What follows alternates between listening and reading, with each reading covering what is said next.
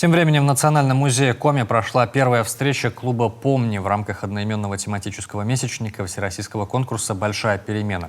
Старшеклассники, представители общественных организаций, педагоги и самые главные гости – дети войны – собрались, чтобы вспомнить тех, кому мы обязаны мирным небом над головой. Такие встречи проходят по всей стране. Цель – объединить поколения. Такая инициатива людей разного возраста с одним большим важным делом – вспомнить о Великой Отечественной войне и еще раз оценить, осмыслить вклад Республики Коми и семей каждого участника этой встречи в дело Великой Победы. Весь май объявлен тематическим месяцем «Помни». Его открыла одноименная неделя. Она проходит при поддержке Роспатриот-центра. Онлайн-лектории для школьников проведут герои России, историки и актеры, сыгравшие в фильмах, посвященных Великой Отечественной войне. Представители поискового движения России и Российского военно-исторического общества расскажут участникам конкурса о своей работе.